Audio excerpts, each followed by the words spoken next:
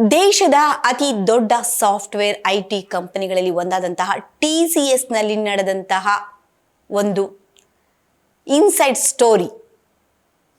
ಏನಿದು TCS?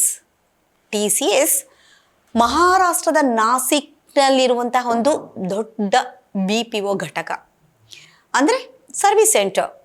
So ಈ ಒಂದು ಕಸ್ಟಮರ್ ಸರ್ವಿಸ್, ಸೊ ಈ ಒಂದು TCSನಲ್ಲಿ ನಿರಂತರವಾಗಿ 4 ವರ್ಷಗಳಿಂದ ನರಕ ಯಾತನೆಯನ್ನು ಅನುಭವಿಸಿದಂತಹ ಮಹಿಳಾ ಉದ್ಯೋಗಿಗಳು, ಹಾಗೆ ಧಾರ್ಮಿಕ ಮತಾಂತರಕ್ಕೆ ಬಲವಂತದ ಹೇರಿಕೆ, ಹೀಗೆ ಸಾಲು ಸಾಲು ಆರೋಪಗಳು ಕಂಡು ಬರ್ತಾ ಇತ್ತು. ಇದಕ್ಕೆ FIR ಕೂಡ ದಾಖಲಾಗಿದೆ. ಒಟ್ಟು 9 FIRಗಳು ದಾಖಲಾಗಿದೆ. ಸೊ ಏನಿದು ಆರೋಪ ನೋಡ್ತಾ ಹೋಗೋಣ. TCS ನಮ್ಮ ದೇಶದ ಅತಿ ದೊಡ್ಡ IT ಕಂಪ್ನಿಗಳಲ್ಲಿ ಇದು ಕೂಡ ಒಂದು. 22 ಸಾಕಷ್ಟು ಇದ್ರ ಮೇಲೆ ಆರೋಪಗಳು, ಸಮಸ್ಯೆಗಳು ಉದ್ಭವ ಆಗ್ತಾನೆ ಇತ್ತು. ಆದರೆ ಮೊನ್ನೆ ಮಾರ್ಚ್ 26ರಂದು ಯಾವ ಒಂದು FIR ದಾಖಲಾಯಿತೋ ಅದು ಇಡೀ ದೇಶದಲ್ಲಿ ಸಂಚಲನವನ್ನು ಉಂಟು ಮಾಡಿತು. ಏನಿದು ಆರೋಪಗಳು? FIR ದಾಖಲಾಕೋ ಮುನ್ನ ಯಾರು ಕೂಡ ಇದಕ್ಕೆ ಕಠಿಣ ಕ್ರಮವನ್ನು ತೆಗೆದುಕೊಳ್ಳಿಲ್ವಾ, ಕ್ರಮ ಜರುಗಿಸ್ಲಿಲ್ವಾ? ಎಸ್, ಆ ಒಂದು ಆರೋಪಗಳನ್ನು ಏನು ಕೇಳಿ ಬರ್ತಾ ಇದೆ ಇವಾಗ, ಅದನ್ನು ದೂರನ ಕೊಟ್ಟಿದ್ರು. ಆದರೆ ಅದಕ್ಕೆ ತಕ್ಕಂತಹ ಒಂದು ಕ್ರಮವನ್ನು ಯಾರೂ ಕೂಡ ತಗೊಳ್ಳಿಲ್ಲ. ಹಾಗಾದರೆ ಎಲ್ಲಿ ವೈಫಲ್ಯತೆಯನ್ನು ಕಾಣ್ತು TCS ಕಂಪನಿ? ಖುದ್ದು TCSನ ಕಂಪನಿ ಇದಕ್ಕೆ ಏನಂತ ಉತ್ತರ ಕೊಡ್ತಾ ಇದೆ ಅದನ್ನು ಕೂಡ ನಾವು ನೋಡೋಣ. ಹಾಗೆ ಮಹಾರಾಷ್ಟ್ರದ ಪೊಲೀಸರು ಇಷ್ಟು ದಿನ ಈ ಒಂದು ಆರೋಪಗಳನ್ನು ಗಂಭೀರವಾಗಿ ಪರಿಗಣಿಸ್ತಿಲ್ವಾ? ಇದಕ್ಕೆ ಸೂಕ್ತ ಕ್ರಮಗಳನ್ನು ಜರುಗಿಸ್ತಿಲ್ವಾ? ಇದೆಲ್ಲವೂ ಕೂಡ ಕಾಡ್ತಿರುವಂತಹ ಪ್ರಶ್ನೆ. ಆದರೆ ಇವಾಗ ಮಹಾರಾಷ್ಟ್ರ ಸರ್ಕಾರ ಎಚ್ಚೆತ್ಕೊಂಡಿದೆ. ಅಲ್ಲಿರುವಂತಹ ಸಚಿವರಾದಂತಹ ಗಿರೀಶ್ ಮಹಾಜನ್ ಕೂಡ ಹೇಳಿದ್ದಾರೆ, ಗೋಮಾಂಸದ ಒಂದು ಒತ್ತಾಯ ಇದು ಹೇಗಿದೆ ಅಂತಂದರೆ ಇದು ಒಂಥರ ವ್ಯವಸ್ಥಿತ ಗಂಭೀರವಾದಂತಹ ಷಡ್ಯಂತ್ರ. ಇದನ್ನು ನಾವು ಎಕ್ಸ್ಕ್ಯೂಸ್ ಮಾಡೋದಕ್ಕಾಗಲ್ಲ. 0 ಟಾಲರೆನ್ಸ್ ಇದೆ ನಮ್ಮಲ್ಲಿ. ಸೊ ಇದನ್ನು ನಾವು ಗಂಭೀರವಾಗಿ ನಾವು ತೆಗೆದುಕೊಳ್ಳಲೇಬೇಕು. ಏನೋ ಒಂದು ಷಡ್ಯಂತ್ರ ಆಗಿದೆ. ಹಾಗೆ ಮುಖ್ಯಮಂತ್ರಿ ಅವರು ಕೂಡ ಮಾತನಾಡಿ ಹೇಳ್ತಾ ಇದ್ರು, ಎಸ್ ಅಂತಂದರೆ ಎಂಥದೇ ಇನ್ಫ್ಲೂಯೆನ್ಸಬಲ್ ಪರ್ಸನ್ ಇದ್ದರೂ ಕೂಡ, ಯಾರೇ ಇನ್ಫ್ಲೂಯೆನ್ಸ್ ಇದ್ದರೂ ಕೂಡ ಈ ಒಂದು ವಿಷಯದಲ್ಲಿ ಕಠಿಣ ಕ್ರಮವನ್ನು ತೆಗೆದುಕೊಳ್ಳಲೇಬೇಕು. ಇದು ತುಂಬ ಬಹಳ ವೆರಿ ಸೆನ್ಸಿಟಿವ್ ಅಲಿಗೇಷನ್ಸ್. ಏನು FIR ದಾಖಲಾಗಿದೆ ಇದು ದೇಶನೇ ಬೆಚ್ಚಿ ಬೀಳೋ ಹಾಗೆ ಮಾಡ್ತಾ ಇದೆ ಅಂತ ಒಂದು ಘಟನೆ ನಡೆದಿದ್ದಾದ್ರೂ ಏನು ನೋಡ್ತಾ ಹೋಗೋಣ. 8 ಮಹಿಳಾ ಉದ್ಯೋಗಿಗಳು FIR ಅನ್ನು ದಾಖಲು ಮಾಡ್ತಾರೆ. ಅದರಲ್ಲಿ ಯಾಕೆ ಇಷ್ಟು ತಡವಾಗಿ ಬೆಳಕಿಗೆ ಬಂತು ಅಂತ ಯೋಚನೆ ಮಾಡಬೇಕಾದ್ರೆ, FIR ದಾಖಲಾಕ್ಕಿಂತ ಮುಂಚೆ ಒಂದು ಕಂಪನಿಯಲ್ಲಿ HR ಅಂತ ಇರ್ತಾರೆ, ಮಾನವ ಸಂಪನ್ಮೂಲ ವಿಭಾಗದ ಮುಖ್ಯಸ್ಥರು. ಅವರಿಗೆ ದೂರನ್ನು ಕೊಡಬೇಕಲ್ವಾ? ಅಲ್ಲಿ ಒಳಗಡೆ ಏನು ನಡೀತಾ ಇದೆ, ಇನ್ಸೈಡ್ ದ ಕಂಪನಿ ಏನು ನಡೆಯುವಂತಹ ಒಂದು ಸಮಸ್ಯೆಗಳನ್ನು ಮೊದಲಿಗೆ ತಿಳಿಸಬೇಕಾಗಿರೋದು HR ಹತ್ರ. ಸೊ ಹಾಗಾದರೆ ಆ ಮಾನವ ಸಂಪನ್ಮೂಲ ವಿಭಾಗದ ಮುಖ್ಯಸ್ಥರಾಗಿದ್ದಂತಹ ನಿಧಾ ಖಾನ್ ಈ ಒಂದು ವಿಚಾರವಾಗಿ ಯಾವುದೇ ಕ್ರಮ ತಗೊಳ್ಳಿಲ್ವಾ? ಇಲ್ಲ. ಅಲ್ಲಿರುವಂತಹ ವುಮೆನ್ ಎಂಪ್ಲಾಯೀಸ್ ಎಲ್ಲರೂ ಕೂಡ ಹೋಗಿ ಇಮೇಲ್ನ ಕಳಿಸ್ತಾರೆ. ಏನೇನೆಲ್ಲ ನಡೀತಾ ಇತ್ತು, ಅವ್ರು ಯಾವುದೆಲ್ಲ ಸಮಸ್ಯೆಗಳನ್ನು, ಯಾವುದೆಲ್ಲ ಕಿರುಕುಳವನ್ನು ಅನುಭವಿಸ್ತಾ ಇದ್ರು ಅಂತ. ಆದರೆ ಆ ನಿಧಾ ಖಾನ್ ಮಾಡಿದ ಏನು ಗೊತ್ತಾ, ಎಲ್ಲ ಕಂಪ್ಲೇಂಟ್ಸ್ಗಳನ್ನು ಡಸ್ಟ್ಬಿನ್ಗೆ ಬಿಸಾಕ್ತಾ ಇದ್ರು. ಹಾಗೆ ಒಂದು ಮಾತನ್ನು ಹೇಳ್ತಾರಂತೆ, it's very common in corporate industry, ಬಿಟ್ಬಿಡಿ. ಸೊ ಇಂಥ ಒಂದು ತಾತ್ಸಾರದ ಉತ್ತರವನ್ನು ಕೊಟ್ಟು ಅಲ್ಲೇ ಅವರು ಅದನ್ನು ಮುಚ್ಚಾಕ್ಬಿಡ್ತಾ ಇದ್ರು. ಅಂದರೆ ಇದು ಏನನ್ನ ಸೂಚಿಸ್ತಾ ಇದೆ ಅಂತ ಅಂದರೆ, ಖಂಡಿತವಾಗಿಯೂ ಅಲ್ಲಿರುವಂಥ HR ಈ ಸೀನಿಯರ್ ಟೀಮ್ ಲೀಡರ್ಸ್ಗಳ ಜೊತೆ, ಆ ಎಂಪ್ಲಾಯೀಸ್ಗಳ ಜೊತೆ ಶಾಮೀಲಾಗಿದ್ರು ಅಂತ, ಅವರಿಗೆ ಸಪೋರ್ಟನ್ನು ಕೊಡ್ತಾ ಇದ್ರು. ಅಷ್ಟಿಲ್ಲದೆ ನೀನು ಇಷ್ಟು 4 ವರ್ಷಗಳಿಂದ ನಡೀತಿರುವಂಥ ದೌರ್ಜನ್ಯವನ್ನು ಖಂಡಿಸ್ತಿಲ್ವಾ? ಅದಕ್ಕೆ ಸೂಕ್ತ ಕ್ರಮ ತೆಗೆದುಕೊಳ್ಳಿಲ್ವಾ? ಎಸ್, ಅಲ್ಲಿ HR ವಿಭಾಗ ಕೂಡ ವೈಫಲ್ಯತೆಯನ್ನು ಕಾಡ್ತು. ಸೊ ಹಾಗಾಗಿ ನಿಧಾ ಖಾನ್ ಕೂಡ ಇವಾಗ ಅರೆಸ್ಟ್ ಆದರು. ಇನ್ನು ನೆಕ್ಸ್ಟ್ ನಾವು ಮಾತನಾಡಬೇಕಂದ್ರೆ POSH committee, prevention of sexual harassment. ಪ್ರತಿ ಒಂದು ಕಂಪ್ನಿಯಲ್ಲಿ ಕೂಡ ಪಾಶ್ ಕಮಿಟಿ ಇದ್ದೇ ಇರುತ್ತೆ. ಅದ್ರದ್ದು ಫಂಡಮೆಂಟಲ್ಸ್ ನಿಮಗೆ ಅದು ಗೊತ್ತೇ ಇರುತ್ತೆ. ಏನೆಲ್ಲ ಇರುತ್ತೆ ಅಂತ ಅಂದರೆ, ಮೊದಲಿಗೆ ಅವರು ಏನನ್ನ ಸಮಸ್ಯೆಗಳಿರುತ್ತೋ ಅದನ್ನು ಪಾಶ್ ಕಮಿಟಿಗೆ ಅವರು ತಿಳಿಸ್ಬೇಕು. ಅದು 1 to 1 ಕೂತ್ಕೊಂಡು ಡಿಸ್ಕಸ್ ಮಾಡ್ತಾರೆ. ಅದು ತುಂಬ ಗೌಪ್ಯವಾಗಿರ್ತಾರೆ. ಅದ ನಂತರ ಎರಡೂ ಕಡೆಯಿಂದ ಅವರು ಅದನ್ನು ಪರಿಶೀಲನೆಗಳ ಮಾಡಬೇಕಾದ್ರೆ ಸಾಕ್ಷಿ ಸಮೇತವಾಗಿ ಎಲ್ಲವನ್ನ ವರದಿಗಳನ್ನ ಸ್ವೀಕರಿಸಿದ ನಂತರ ಎಲ್ಲಿ ಆ ವರದಿನ ತಲುಪಿಸಬೇಕು ಅದಕ್ಕೆ ಸೂಕ್ತವಾದಂಥ ಕ್ರಮವನ್ನು ತೆಗೆದುಕೊಳ್ಬೇಕು. ಅದು 4 ಗೋಡೆಗಳ ಮಧ್ಯೆ ಮೊದಲು ಇರುತ್ತೆ. ಆದರೆ ಇಲ್ಲಿ ಪಾಶ್ ಕಮಿಟಿ ಕೂಡ ವೈಫಲ್ಯತೆಯನ್ನು ಕಾಣ್ತಾ ಇದೆ. ಸೊ ಇದಕ್ಕೆ ಸರ್ಕಾರ ಯಾವ ರೀತಿಯಾದಂತಹ ಕ್ರಮವನ್ನು ತೆಗೆದುಕೊಳ್ಳುತ್ತೆ? ಹಾಗಾದರೆ ಪಾಶ್ ಕಮಿಟಿ ಯಾಕೆ ಇರಬೇಕು ಒಂದು ಕಂಪ್ನಿಗಳಲ್ಲಿ? ಬೇಲಿನೇ ಇದ್ದು ಹೊಲ ಮೇದ್ರೆ ಎಲ್ಲಿ ಯಾರನ್ನು ನಾವು ರಕ್ಷಣೆ ಕೇಳಬೇಕು? ಒಂದು ಕಡೆ ರಕ್ಷಕರೇ ಭಕ್ಷಕರಾಗಿ ಇದ್ದಾರೆ. ಸೊ ಅಲ್ಲಿ ಒಂದು ರೀತಿ ಇಂಥ ಒಂದು ಆರೋಪಿಗಳಿಗೆ ಬೆಂಬಲವನ್ನು ಕೊಟ್ಟಿದ್ದಾರೆ. ಹಾಗಾದರೆ ಯಾರ ಹತ್ರ ಈ ನಮ್ಮ ಮಹಿಳಾ ಉದ್ಯೋಗಿಗಳು ಅನುಭವಿಸ್ತಿರುವಂಥ ಯಾತನೆಯನ್ನು, ಕಿರುಕುಳವನ್ನು ತಿಳಿಸ್ಬೇಕು? ಯೋಚನೆ ಮಾಡಿ. ಏನು ನಡೆದಿದ್ದಾದರೂ ಏನು ಅಂದರೆ FIR ದಾಖಲಾಕೋ ಮಟ್ಟಿಗೆ ಅಲ್ಲಿ ನಡೆದಂಥ ಸಾಲು ಸಾಲು ಆರೋಪಗಳು ಕೇಳಿ ಬಂತಲ್ಲ.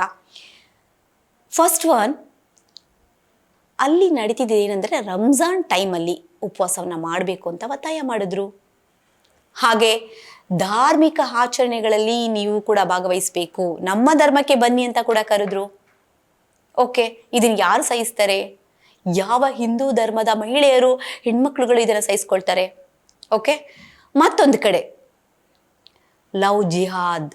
ಹೌದು, ಮದುವೆ ಆಗ್ತೀನಿ ಅಂತ ಲೈಂಗಿಕ ಸಂಪರ್ಕವನ್ನು ಬೆಳೆಸ್ಕೊಂಡು ನಿರಾಕರಣೆಯನ್ನು ಮಾಡಿದ್ದು, ಮತ್ತೆ ಮಾನಸಿಕ ಹಿಂಸೆ ಕೊಟ್ಟಿದ್ದು, ಇದು ಒಂದು FIR ದಾಖಲಾಯಿತು.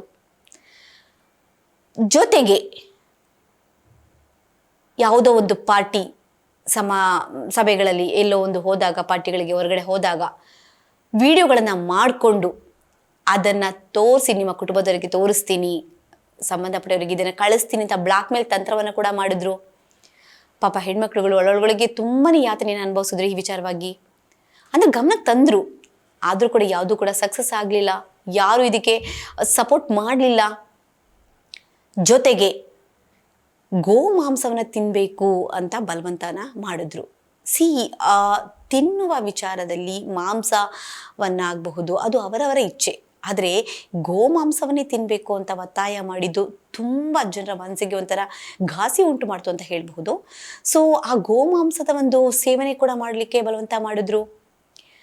ಇನ್ನು ರಂಜಾನಲ್ಲಿ ಉಪವಾಸ ಮಾಡಬೇಕು, ಫಾಸ್ಟಿಂಗ್, ಅದು ಅವರವರ ಧರ್ಮಕ್ಕೆ ಬಿಟ್ಟಿತ್ತು, ಅದನ್ನ ಯಾಕೆ ಬಲವಂತ ಮಾಡಿದ್ರು ಗೊತ್ತಿಲ್ಲ. ಹಾಗೆ ಪ್ರೇ ಮಾಡಬೇಕು ಅಂತ ಹೇಳಿದ್ರು, ಅವರವರ ಧಾರ್ಮಿಕ ಆಚರಣೆಗಳಿಗೆ ಇವರು ಕೂಡ ಪಾಲ್ಗೊಳ್ಬೇಕು ಅಂತ ಹೇಳಿದ್ರು. ಹಾಗೆ ಇನ್ನು ವರ್ಕ್ ಟಾರ್ಗೆಟ್ ಮಾಡಿದ್ರು. ಇಲ್ಲ, ನೀನು ಇಷ್ಟು ಕೆಲಸವನ್ನು ಕೊಡ್ತೀನಿ, ಮಾಡಬೇಕು, ಇಲ್ಲ ಅಂತ ಅಂದರೆ ವಜಾ ಮಾಡ್ತೀವಿ, ಅಂದರೆ ಪ್ರಮೋಷನ್ಸ್ ಕೊಡಲ್ಲ, ಬಡ್ತಿ ಕೊಡಲ್ಲ. ಹೀಗೆ ಒಂದು ವರ್ಕ್ ಟಾರ್ಗೆಟ್ನ ಮಾಡ್ಕೊಂಡು ಹೋದರು. ಒಂದು ರೀತಿ ಎಲ್ಲೋ ಒಂದು ರೀತಿ ಮಾನಸಿಕ ಹಿಂಸೆ ಈ ಮಹಿಳಾ ಉದ್ಯೋಗಿಗಳಾಗ್ಬಿಡ್ತು. ಹಾಗೆ ಇದಕ್ಕೆ ಬೆಂಬಲವಾಗಿ ಒಬ್ಬ ಪುರುಷ ಉದ್ಯೋಗಿ ಕೂಡ ಒಂದು FIRನ ದಾಖಲು ಮಾಡಿದ್ರು, ಅದು ದೂರನ್ನು ಕೊಟ್ಟಿದ್ದಾರೆ. ಅಂದರೆ ಒಟ್ಟು 9 ಸಂತ್ರಸ್ತರು ಇದಕ್ಕೆ ಕೊಟ್ಟಿರುವಂಥದ್ದು. ಈಗಾಗಲೇ ಹಾಗಾದರೆ ಇಷ್ಟು ಆರೋಪಗಳು ಕೇಳಿ ಬರ್ತಲ್ಲ, ಹಾಗಾದರೆ ವರ್ಕ್ ಕಲ್ಚರ್ ಹೇಗಿದೆ IT ಕಂಪ್ನಿಯಲ್ಲಿ?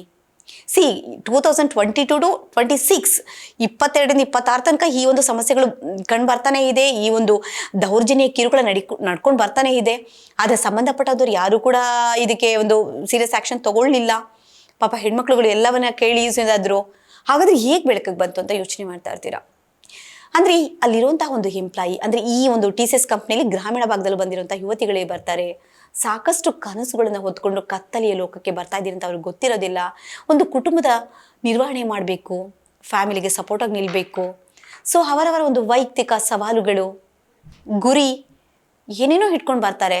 ಆದರೆ ಇಲ್ಲಿ ನೋಡಿದ್ರೆ ಈ ರೀತಿಯಾದಂಥ ವರ್ಕ್ ಕಲ್ಚರ್ ಇದ್ದಾಗ ಒಂದು ರೀತಿ ಮಾನಸಿಕ ಹಿಂಸೆ ಇದೆಯಲ್ಲ, ಇಟ್ಸ್ ವೆರಿ ಪ್ಯಾಥೆಟಿಕ್ ಅಂತ ಹೇಳ್ಬೋದು. ಸೊ ಇದನ್ನೆಲ್ಲ ಅನುಭವಿಸಿ ಯಾವಾಗ ಒಬ್ಬ ಅಲ್ಲಿರೋಂಥ ಒಂದು ಫೀಮೇಲ್ ಎಂಪ್ಲಾಯಿ ಅವಳ ಒಂದು ನಡತೆಯಲ್ಲಿ ಬದಲಾವಣೆ ಆಗುತ್ತೆ. ಆಗ ಅವ್ರ ಫ್ಯಾಮಿಲಿಯವರು ಇದನ್ನು ಏಕೋ ಗಮನಿಸ್ತಾ ಬಂದಾಗ she is not like a normal person like earlier ಅಂತ ಅನಿಸುತ್ತೆ. ಆವಾಗ ಕುಟುಂಬದವ್ರು ಕೂತ್ಕೊಂಡು ಅದನ್ನು ಎಲ್ಲವನ್ನ ಕೂಡ ಕೇಳ್ತಾರೆ ಏನಾಯಿತು ಅಂತ. ಆ ಸಮಯದಲ್ಲಿ ಈ ಒಂದು ಕರಾಳ ಸತ್ಯಗಳನ್ನ ಬಿಚ್ಚಿಡುವಂಥದ್ದು ಅಲ್ಲಿಯ ಒಂದು ಫಿಮೇಲ್ ಎಂಪ್ಲಾಯಿ.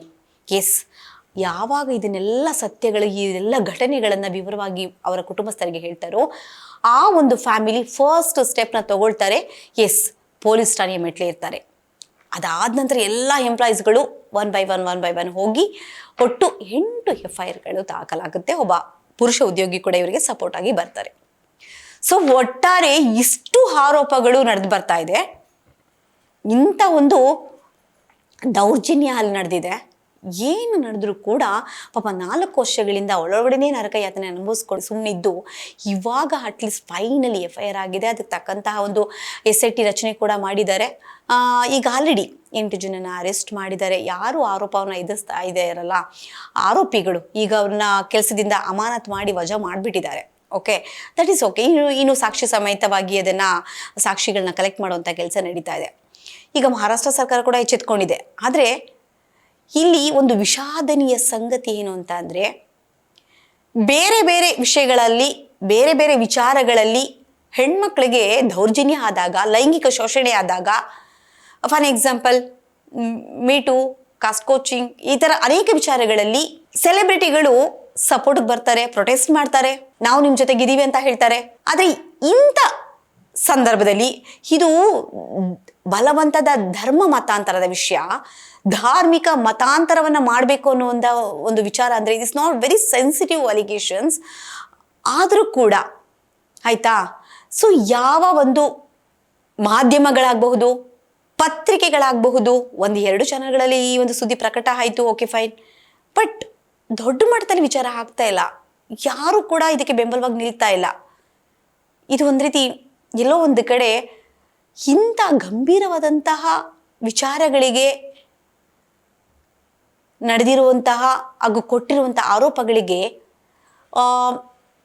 ಚಿತ್ರರಂಗ ಆಗಬಹುದು ಅಥವಾ ಲೈಕ್ ಮಾಧ್ಯಮ ಆಗ್ಬೋದು, ಸಪೋರ್ಟ್ಗೆ ಯಾರು ಬರ್ತಾ ಇಲ್ಲ. ಇಟ್ಸ್ ಲೈಕ್ ಬೇರೆ ವಿಚಾರದಲ್ಲಿ ಆದರೆ ಇಟ್ಸ್ ಕಾಲ್ಡ್ ಆಸ್ ಜರ್ನಲಿಸಮ್ ಅಂತಾರೆ, ಇದು ಪ್ರೊಫಾಗಂಡನಾ? ಸೊ ವಾಟ್ ಈಸ್ ಇಟ್ ಗೊತ್ತಾಗ್ತಾ ಇಲ್ಲ. ಇಂಥ ಒಂದು ಘಟನೆಗಳಿಗೆ ಪ್ರತಿ ಹೆಣ್ಮಕ್ಳು ಕೂಡ ಸಪೋರ್ಟ್ ಮಾಡಬೇಕು. ಜೊತೆಗೆ ಮಾಧ್ಯಮದವರಾಗಿ ಮಾಧ್ಯಮದ ಹಕ್ಕು ಅಂತ ಹೇಳ್ಬೋದು, ಈ ಒಂದು ವಿಷಯಗಳಿಗೆ ನಾವು ಅವ್ರ ಬೆಂಬಲವಾಗಿ ನಿಲ್ಲೋದು. ಇದಾಗಿತ್ತು TCS ಇನ್ಸೈಡ್ ಸ್ಟೋರಿ. ನೋಡ್ತಾ ಇರಿ ಸ್ಪೀಡ್ ನ್ಯೂಸ್ ಕನ್ನಡ, ಸುದ್ದಿ ನಿಮ್ಮದು, ವೇಗ ನಮ್ಮದು.